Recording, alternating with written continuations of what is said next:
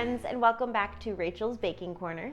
Today we will be preparing a pumpkin spice loaf with a streusel topping and a maple glaze.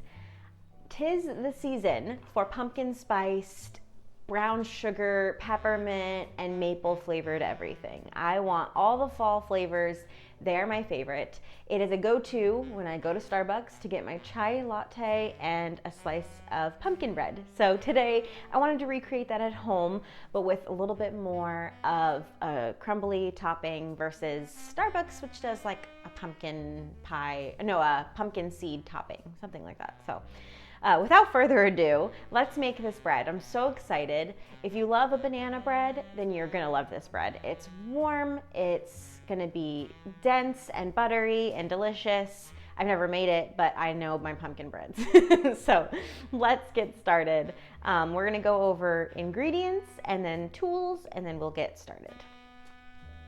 Okay, so in this bowl here, we have just the streusel topping. I went ahead and just tossed everything in here because it is a mix it, top it, and you're done kind of situation. So what we got going on here is a half a stick of butter, which is 1/4 of a cup, melted. We have 1/2 a cup of all-purpose flour. We have 1/4 of a cup of light brown sugar and 1/2 a teaspoon of pumpkin pie spice. That's all here for the topping. When it comes to the remainder of the ingredients, that is the bread. Quite a lot going on here, but just trust me, it's an easy process. A whole can of pumpkin puree. We have 1 3/4 cups of all-purpose flour, 1 whole cup of sugar, 1/2 a cup of brown sugar. We have 2 eggs with 1/2 a teaspoon of vanilla extract. We have 1/2 a cup of milk, 1/2 a cup of oil, and then our active ingredients and spices. In here we have 1 teaspoon of baking soda, 1 teaspoon of cinnamon, 3/4 a teaspoon of pumpkin pie spice, 1/2 a teaspoon of kosher salt. It is going to be 1/4 a cup of maple syrup and 1/2 a cup of powdered sugar. That's just for the maple glaze that's going to go at the very end. Now when it comes to tools, you're definitely going to need a loaf pan of some kind. I prefer a metal non-stick loaf pan because you get a perfect crust every time and it's very easy to take out. But to help with that process, a rectangular piece of parchment paper helps really well.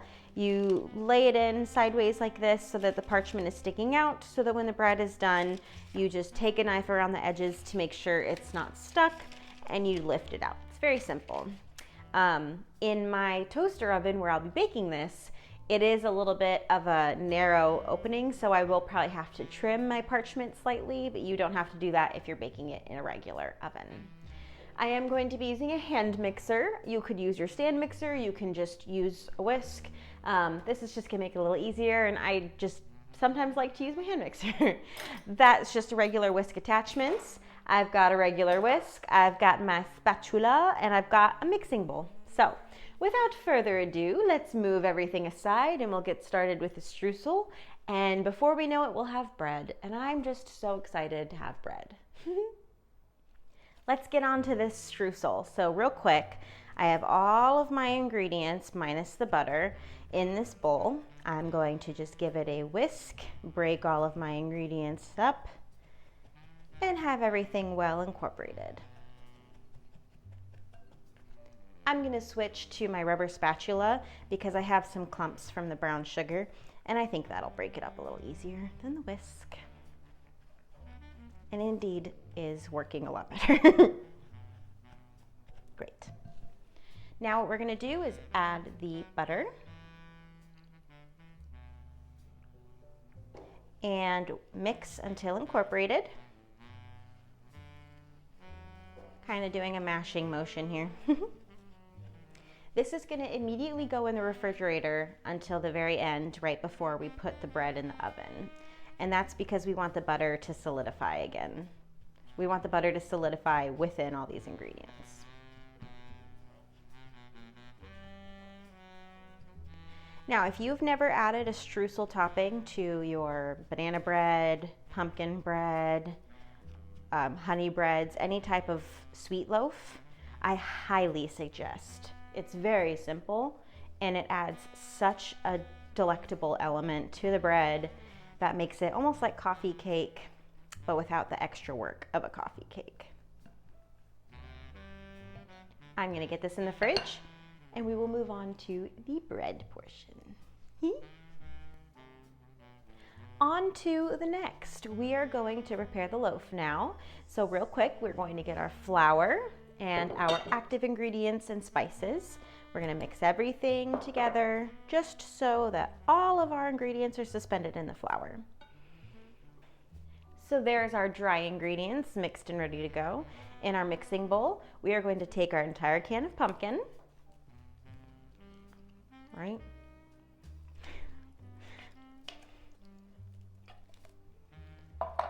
Pumpkin, then our sugars, and our oil. We're going to use our hand mixer on low and mix everything until fully combined. It's going to be a little loud.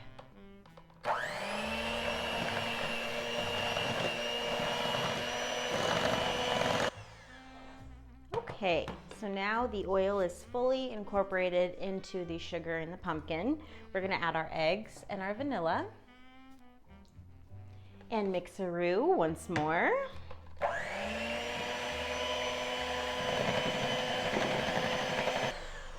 I would recommend using a taller bowl because I am getting oil all over my nice shirt, so it happens.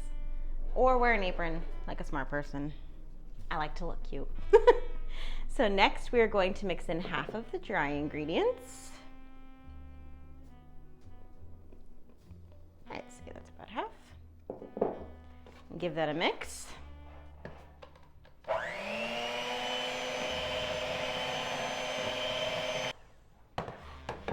We'll use our rubber spatula to clean down the sides. Okay, now we are adding the milk, which is interesting. And I am using oat milk, plant-based milk. I don't have dairy milk in my repertoire, so let's hope that that's not going to be a problem, but I don't think it will be because there's no yeast in this, you know, and I do it with my pancakes and stuff and it doesn't really cause a problem, so fingers crossed, you know. Mix again.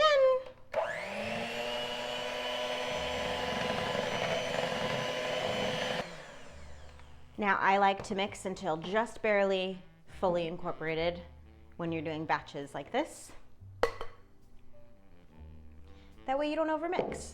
So in this case, I'm going to mix the rest of this dry ingredient, which is the other half, until it's just about dissolved or disappeared into the batter. I want to still see a little bit of the dry ingredients left and hand mix the remainder so that I do not overmix and produce a bunch of gluten, making an overly chewy bread, you know? So yeah, let's finish.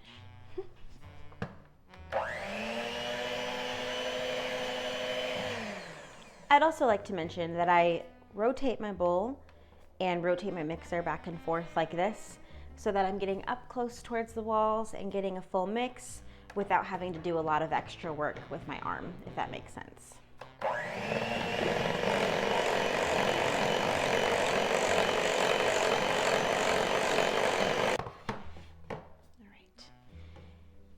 And if you hear a racket outside, that is my boyfriend setting up our Christmas lights. 'Tis the season.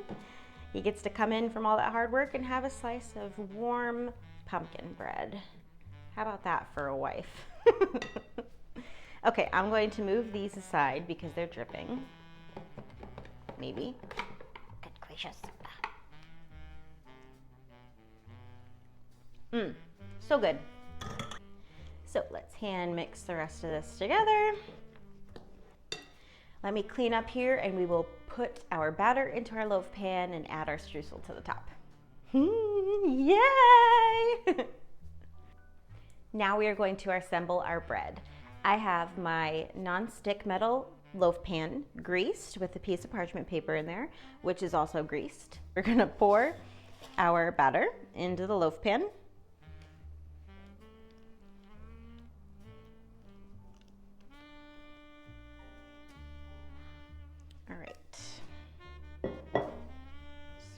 that out so that it's even. Now we will get our streusel and just kind of break it up. A rubber spatula was not a good choice. Use the handle. There we go. Break it up.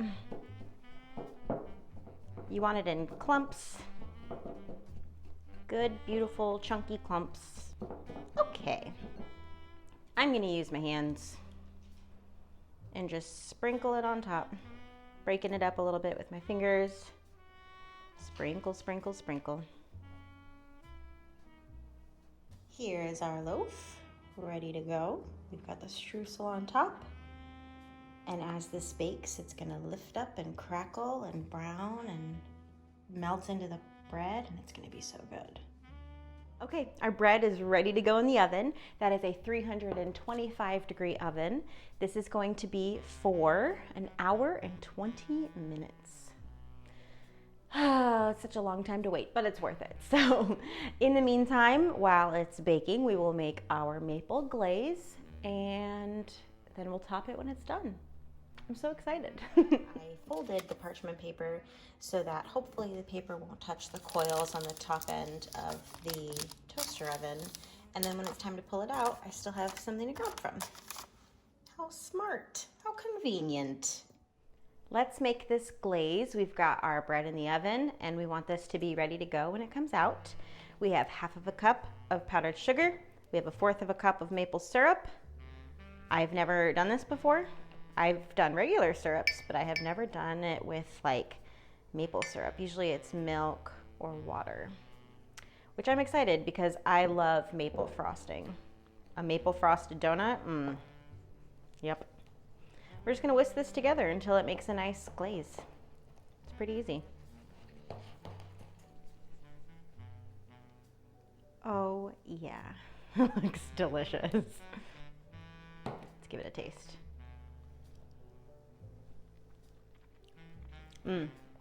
That's so good. That tastes like the maple candies that you can get at Cracker Barrel. My mom used to get them when I was a little kid. That's great. Okay, so now that's ready to go. We will just pour it on top when the bread is hot and fresh out of the oven so that it melts into the bread and around, and oh gosh, it's gonna be so good. I will see you in a painful hour and 20 minutes.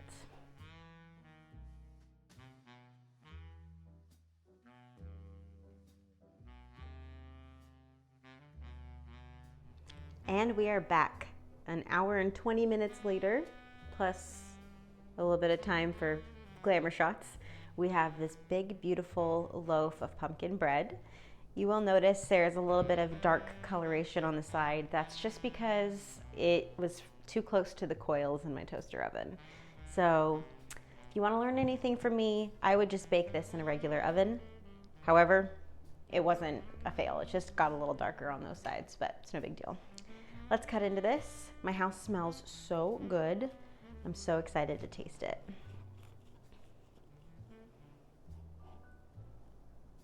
It is still piping hot. Let me grab a plate. It is very hot. Probably would be better to let it rest a little longer, but that's okay. Oh my goodness.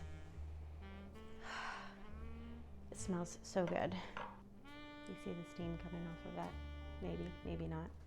Okay, I did put the glaze on top, so we are going to take a bite and see how it turned out.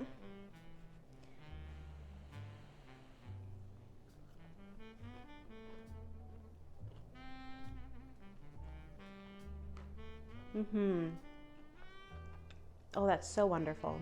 That's warm, spicy, sweet. That maple syrup really helps add a little extra kick of that fall goodness. And you can really just smell that classic pumpkin flavor. Not pumpkin spice, but real pumpkin. Vegetal, squashy, so good. Yeah.